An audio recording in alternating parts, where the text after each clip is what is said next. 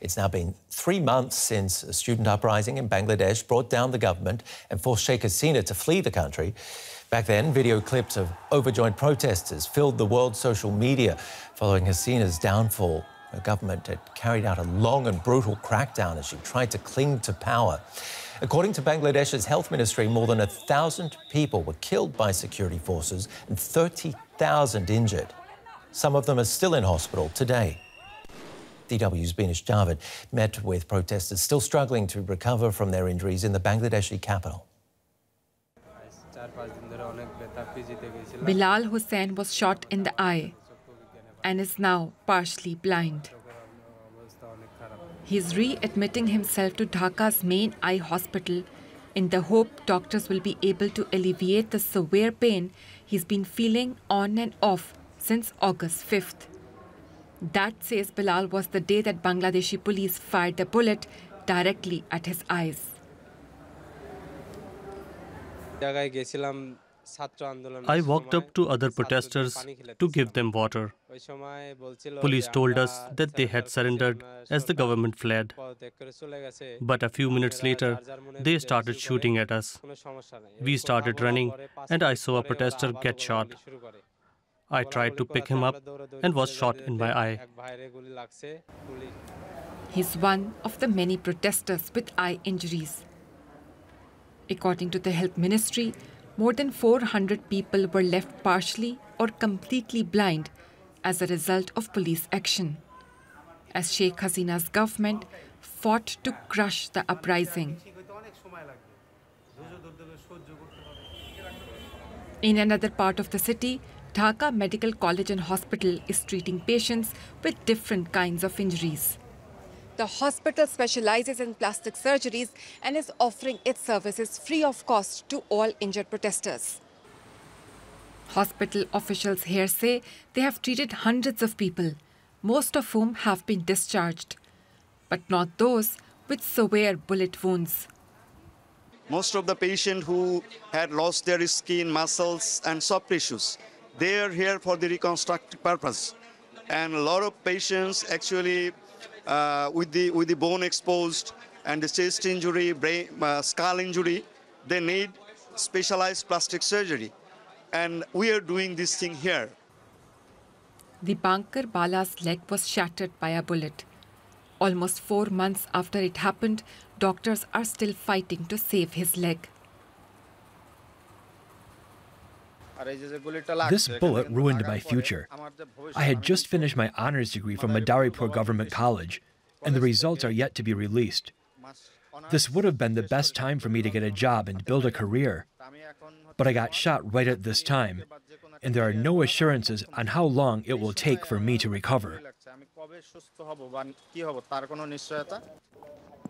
While they can't speed up treatment, Bangladesh's interim government has vowed to help all those who were injured in the crackdown. Today, 2 student leaders who have become members of the new cabinet are visiting the hospital with checks in their pockets. They are handing over 100,000 Dhaka, around 800 euros to each patient, to help them cover extra expenses they incur during treatment. It's some relief for the patients who fought for a new Bangladesh. We protested to move our country in a new direction, in which all people have equal rights. We want to create a new Bangladesh that is free of discrimination and filled with communal harmony. We want to build a new Bangladesh that we can show to the world. The banker Bala and many other protesters paid a huge price for their dream. Now they're hoping to get the support they need to get back on their feet and join those working to make it a reality. Okay, let's bring in Beenish Javed now. She filed that report. Beenish, tell us more about some of the people you spoke to while shooting this report.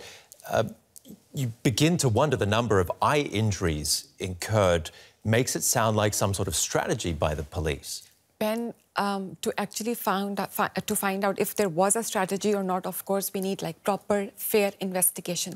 But what we know is, and also Amnesty International and other human rights groups say, that Bangladeshi security forces used bird-shot weapon, which has metal splinters and metal pellets. They were also accused of using 12 gauge shotguns loaded with metal pellets.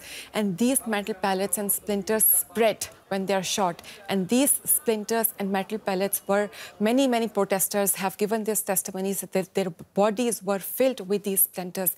And when they, of course, these splinters enter your eye, then it's very, very dangerous. There was one time, Dhaka Eye Hospital that we see, the main eye hospital in the report, there was a time when hundreds and hundreds of patients were filled in the wards there. And this doctor that we spoke to, he himself told me in the report, and he off the record told me that he and many other doctors took bullets and pellets from hundreds of patients at the peak time of the crackdown. So it's hard to say if there was a strategy or not, but they were highly criticized and accused of using weapons that targeted eyes, and that made many people blind. And weapons that are banned to be used on people, against people, yeah? The Amnesty International considered the use of bird-shot wounds, which is a hunting weapon, extremely inappropriate in policing a crowd and protests that are unarmed. You witness how the interim government is trying to help these victims medically and financially. Is it going to be enough? I mean, some of these people have been left blind. They have lifelong injuries. It's certainly not enough. The government has set up a foundation, and the foundation is also trying to rehabilitate people. But when I spoke to these people, and there's a lot of sadness in their stories, because for them they were fighting for their country. They had a cause, and they came out on the streets because they wanted democracy back in their country. But now many of them, as we've seen in the report, are in hospitals. It's been months, and it's not only physical pain. It's also a mental health crisis that we see. And we're not talking about few people. Around 30,000 people were injured. 20,000 are estimated to have had they were severely injured. So imagine the magnitude of the problem. And these people now have to deal with mental health crisis. And some of the protesters that I spoke to, often they would say that, we are injured, but we also want the government to help our brothers who are also injured. So they're referring to fellow protesters. And it almost feels like it's a collective trauma that these people are going through. A lot of them are also going through the fact that they lost loved ones. What's being done to prosecute police? Are there investigations underway? So around 100 police officers are still in hiding. They have not returned because they're worried and that they will be prosecuted. The government has made some changes in the police, like some police officers have been replaced. But what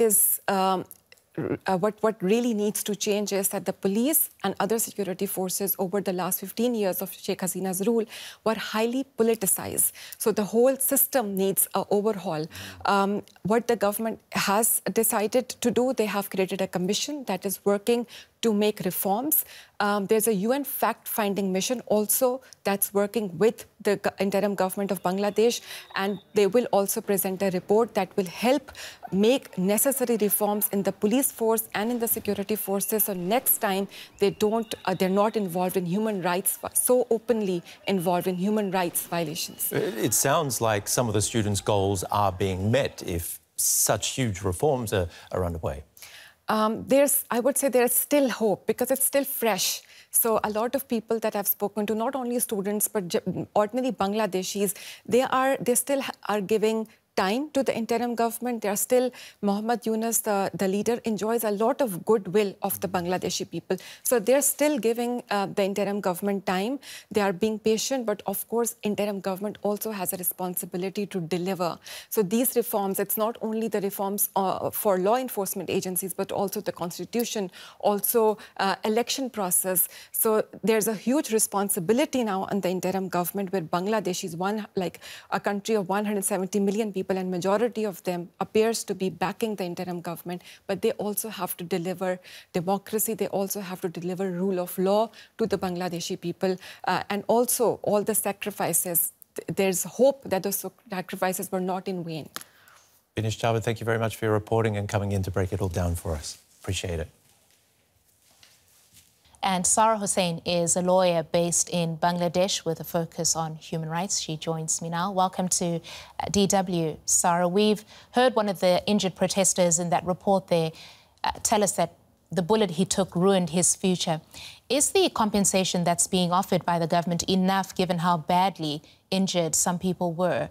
And what more do you think the government should be doing? The compensation clearly isn't enough, but I think we should make 2 points clear. First of all, the government has said this is an initial payment.